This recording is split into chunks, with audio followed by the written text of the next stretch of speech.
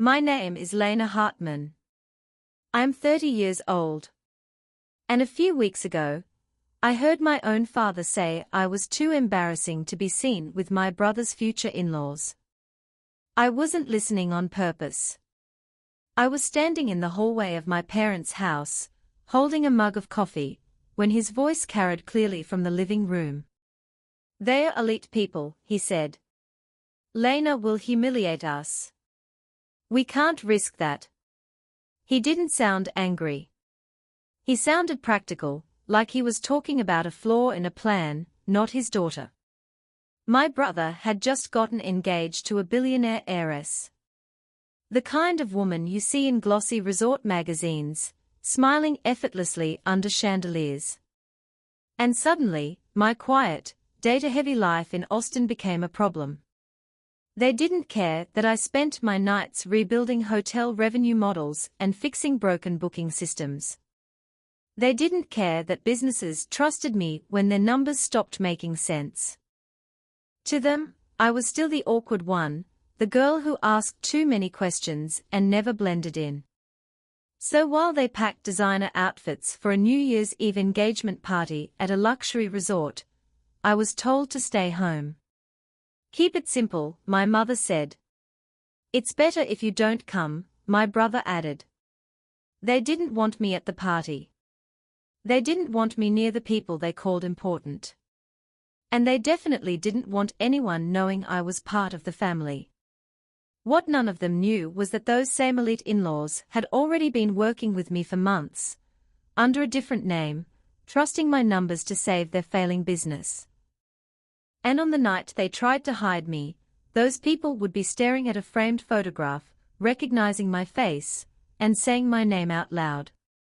But before that moment, you need to understand why my family believed I was a liability. I didn't grow up thinking I was embarrassing. I just knew I was different. At family barbecues, while other kids ran around the yard, I sat at the plastic table counting how many hot dogs people took. I noticed patterns: who left early, who argued quietly, who pretended everything was fine. I asked questions adults didn't like. Why do you invest in a company with so much debt? Why do we say we are okay with money if mom works 2 jobs? At first, people laughed. Then they stopped answering. Eventually, they stopped including me. My parents, Victor and Elaine Hartman, would pull me aside afterward. "Lena," my mother whispered, "please just be normal. Smile. Talk about school. Don't make people uncomfortable." My older brother Noah was everything they wanted. He knew when to laugh, when to compliment someone's watch, when to talk about safe topics. At Noah's graduation dinner, I remember standing too close to a waiter, asking about wages, and accidentally knocking into a tray of marinara sauce. Red spilled across a guest's white dress. The table went silent. My father grabbed my arm hard enough to hurt. "This is exactly what I mean," he hissed. "You don't belong in places like this." After that night, I stopped trying to fit in. Instead, I turned to numbers. Numbers didn't judge me. Data didn't care if I smiled. And without realizing it, I was building something that would one day collide with everything my family worshipped. After that night at my brother's graduation dinner, I stopped trying to prove anything to my family. I learned quickly that no amount of explanation would ever sound impressive to people who only respected titles they could brag about. So instead of arguing, I went quiet, and focused on building something they couldn't dismiss, even if they tried. Numbers became my refuge. In high school, I taught myself spreadsheets for fun. While other students were memorizing formulas for exams, I was experimenting with data models, tracking patterns just to see if I could predict outcomes. It felt like solving puzzles no one else noticed. In college, it only got deeper. While my classmates posted pictures from parties and weekend trips, I spent late nights running A/B tests on website layouts for a struggling bed and breakfast that couldn't afford a real marketing agency. I wasn't paid much, but I was obsessed with the results. Watching conversion rates move even a fraction upward felt better than any applause. I double majored in business analytics and computer science.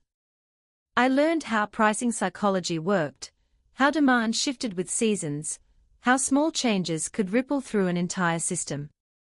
Hotels started coming to me quietly. Small ones at first. Family-owned inns. Roadside resorts that couldn't figure out why their rooms were empty even during peak season. They all had the same problem: too much guesswork, not enough clarity. I gave them clarity. I stayed up until 3 in the morning in my tiny Austin apartment, staring at dashboards and charts, adjusting prices by small percentages, testing new ad strategies, fixing broken booking funnels. Slowly, the graphs began to bend upward. Guests returned. Revenue followed. But back home, none of that mattered.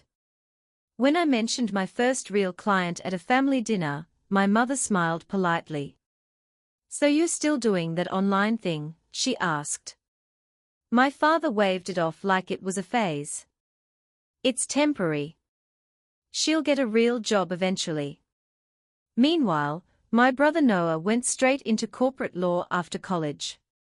He joined a respected firm, bought tailored suits, and instantly became the pride of the family again. My parents introduced him everywhere as our son the lawyer. When I showed up to dinners in jeans after a 12-hour consulting day, my mother leaned over and whispered, "Could you at least pretend you're not working from your bedroom?" That was when something inside me finally settled. If they were never going to see my value in the room, I would stop trying to perform for that room altogether. I registered my own consulting business, Hartman Analytics. I stopped saying yes to invitations where I knew I would be minimized. I chose dashboards over dinner tables. Strategy calls over forced small talk. While my parents polished Noah's image and dreamed about the circles he would one day enter, I was quietly learning something they never understood: in the right hands, data isn't boring.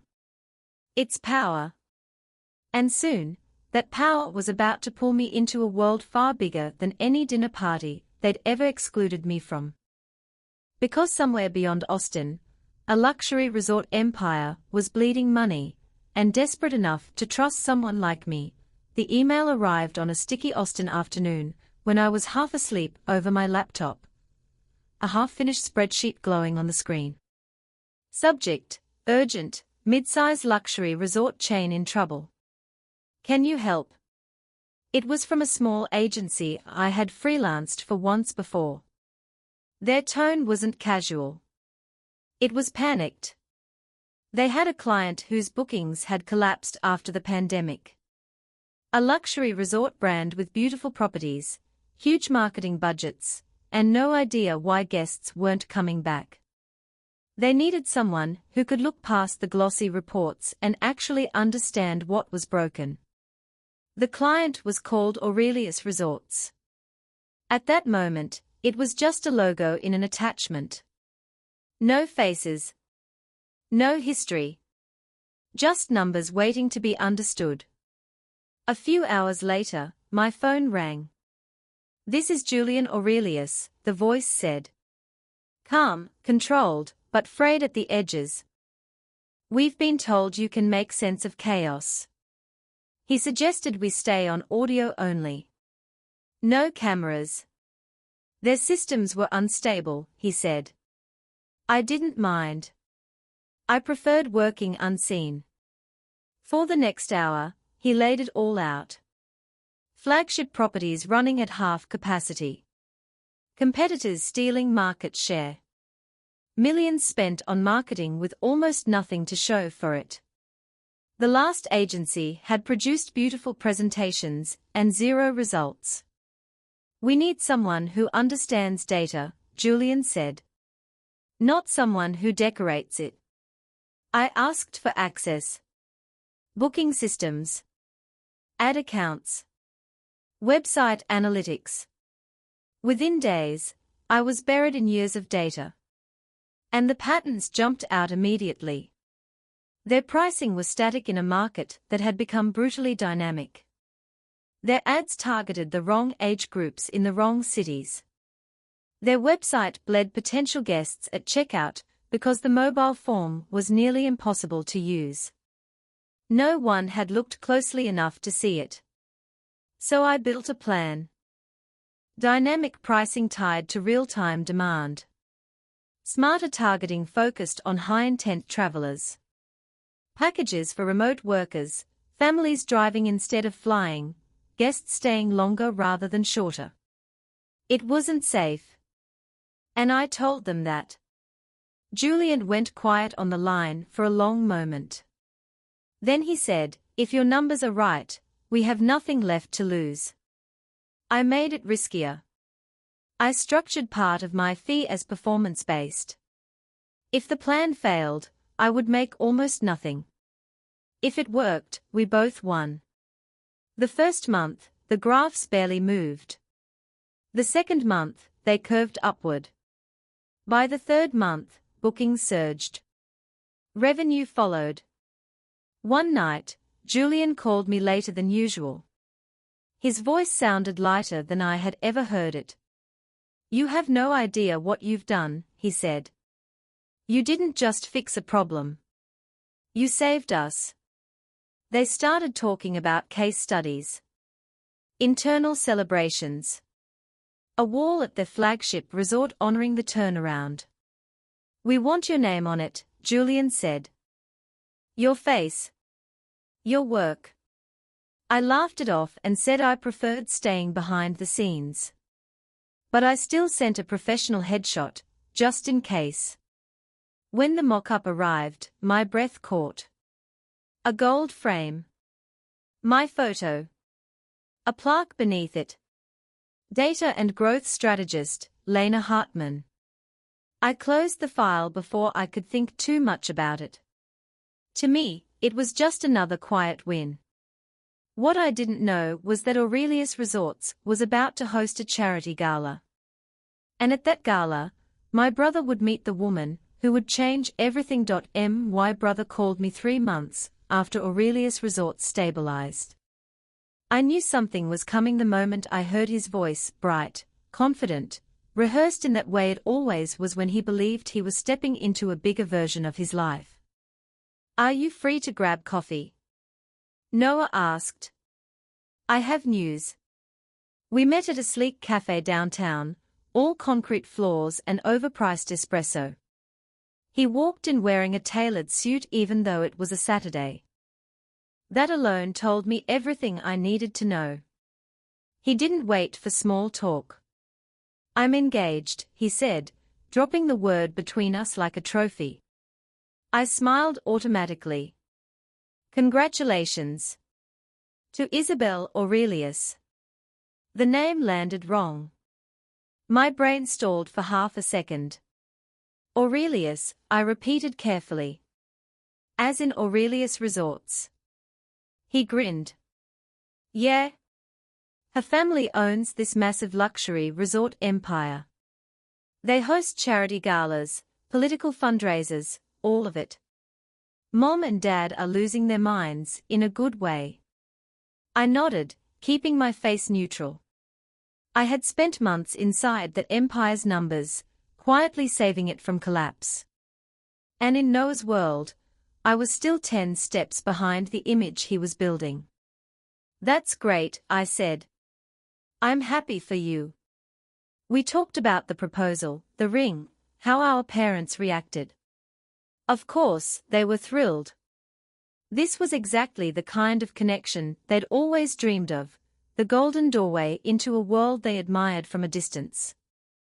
Noah finished his coffee, then hesitated. "There's something else," he said, tracing the rim of his cup.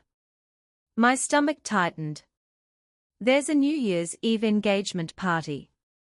Isabel's parents are hosting it at one of their resorts. It's big. Donors, business partners, a few politicians. I waited for the invitation. Instead, he cleared his throat. I think it's better if you don't come. I stared at him. Don't come. It's a very specific crowd, he said carefully. They are used to certain manners. Certain optics. How do I factor into that? I asked. He raised his hands like he was trying to calm me. You ask heavy questions. You make people uncomfortable. Dad thinks it might be too stressful for you. For me, I repeated. Or for you. His silence answered that. We only get one chance to make a first impression, Noah said. Isabel's family is elite. Mom and Dad are already nervous. They think it's safer if you sit this one out. Safer? Like I was a risk to be managed. I laughed, but it came out flat. So I'm not invited to my own brother's engagement party, because I don't fit the optics. It's not like that, he muttered. We'll do a small family dinner later. Just us. Just us, without the people he actually wanted approval from. That night, when I went back to my apartment, my parents were already discussing it. I heard them from the hallway when I stopped by to drop something off. Isabel's parents are elite, my father said. We can't risk Lena saying something about money or business. She'll humiliate us. My mother sighed. She doesn't mean to, but this is Noah's future. We can't let her ruin it. Upstairs, my laptop was still open to an Aurelius Resorts dashboard. The same logo embossed on the invitations to the party I wasn't allowed to attend. They were terrified I'd embarrass them in front of the very people whose business I had helped rebuild. I closed my laptop slowly. Fine, I thought. If they want to hide me, let them. They had no idea how small their version of this story really was. New Year's Eve arrived quietly for me. No gown. No champagne tower. No carefully curated guest list. Just my apartment, a takeout container cooling on the counter, and the city humming beyond the windows like it always did. I told myself I didn't care. But that night, even the silence felt louder. I knew exactly where my family was.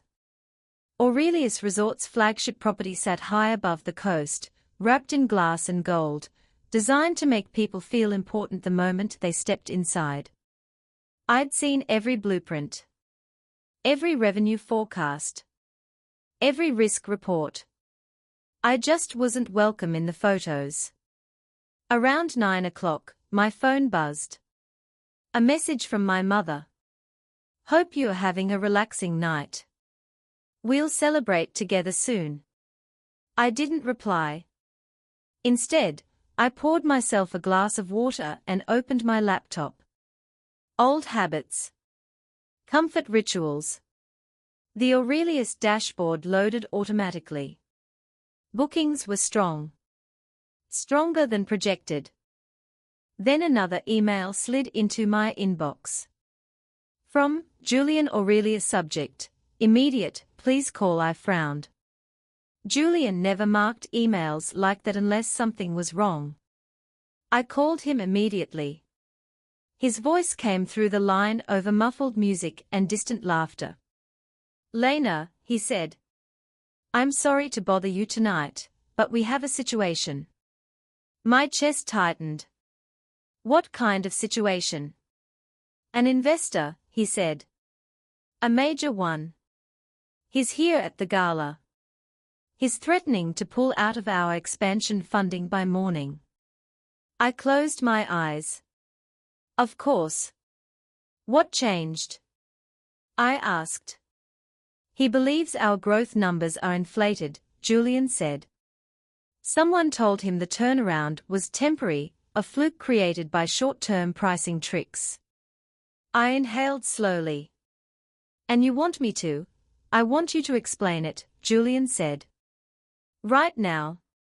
He's demanding proof. He wants to hear from the person who built the system. I looked at the clock. 9:47 p.m., I'm not there, I said evenly. I know, Julian replied. But he doesn't care about location. He cares about truth. There was a pause. Then he added, Lena, your name is on the wall here. Your work is the reason this place is full tonight. My throat tightened despite myself. Put me on speaker, I said. For the next 20 minutes, I spoke into my phone like I was standing in the middle of the ballroom. I explained demand elasticity, guest segmentation, why our revenue wasn't a spike, it was a corrected trajectory. I cited numbers, not buzzwords. Trends, not promises. When I finished, there was silence. Then a new voice spoke, older, sharper. So you're telling me, the investor said, that without you, this growth collapses? Yes, I said calmly. Because systems matter more than appearances.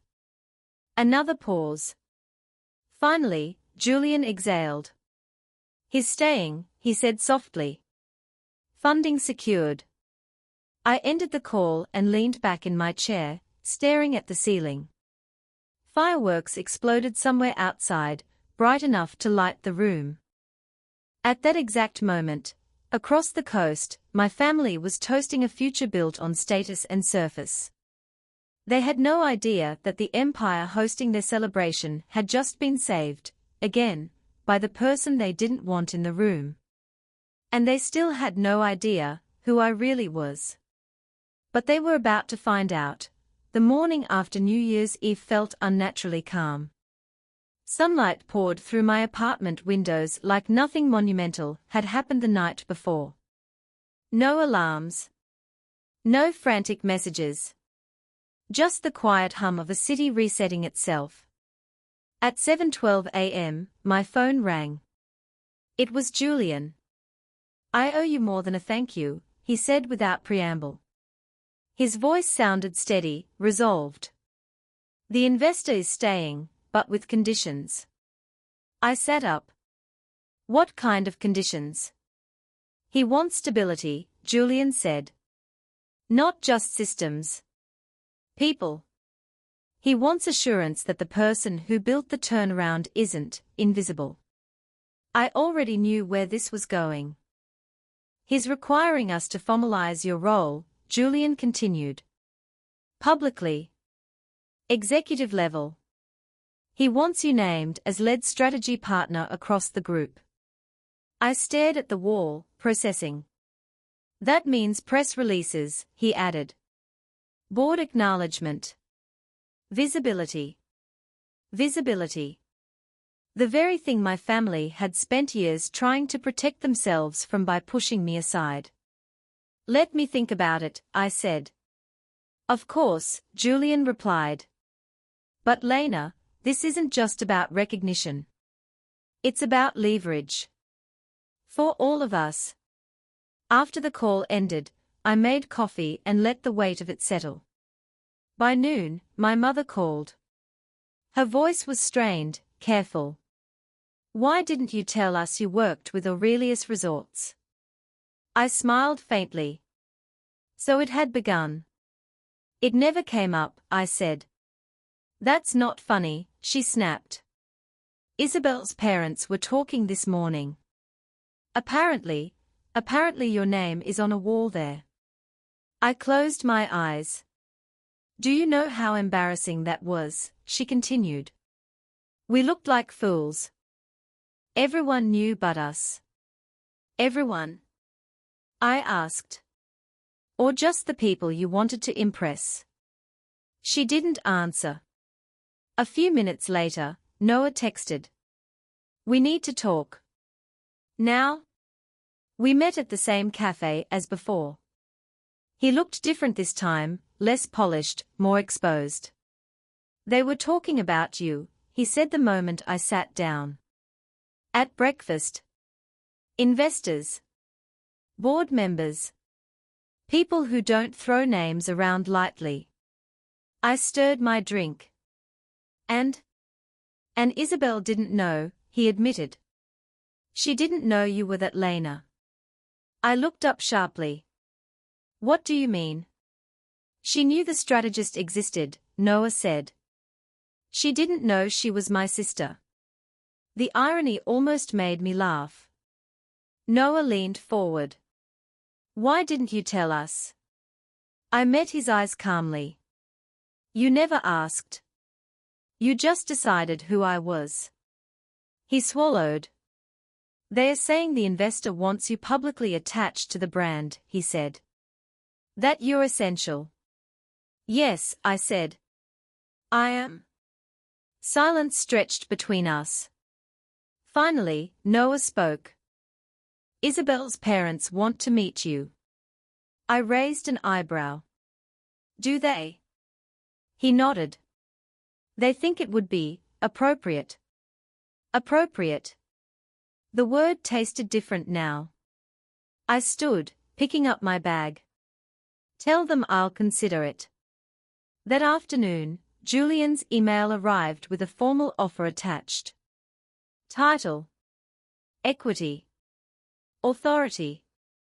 For the first time, my value wasn't something I had to explain. It was written in black and white. And the people who once hid me were about to realize something far more uncomfortable. They had never been protecting their future from me. They had been protecting it from the truth. The meeting took place 2 days later, at Aurelius Resort's corporate headquarters. Glass walls. Neutral colors. The kind of space designed to make everyone feel equally important, and equally replaceable. Julian sat at the head of the table. 2 board members joined remotely. Across from them sat Victor Aurelius and Celeste Aurelius, Isabel's parents. Polished. Controlled. Used to being listened to. My parents arrived early. Too early. My mother adjusted her jacket every few seconds. My father kept checking his phone like he expected instructions to appear.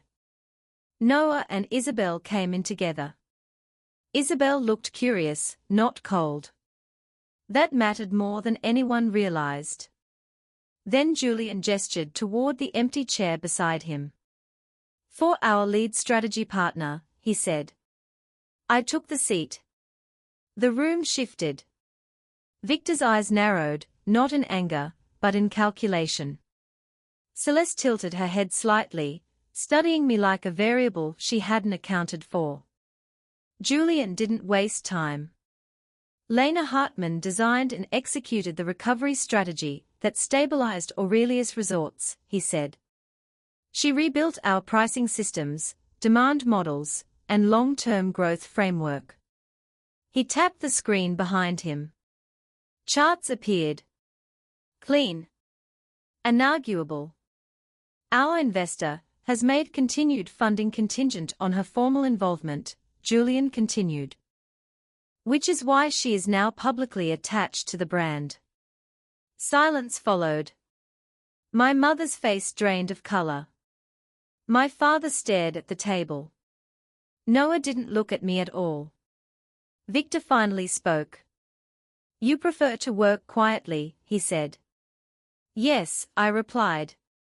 But quietly doesn't mean invisibly. Celeste smiled then, small, precise. It explains a great deal, she said. The consistency. The restraint. Isabel leaned forward. Why didn't you tell me, she asked, not accusing, just curious. I met her gaze. I was never invited into the conversation. That landed harder than any accusation could have. Victor exhaled slowly. We owe you an apology, he said. And our thanks. I nodded once. Acknowledged. No speech. No victory lap. Just facts.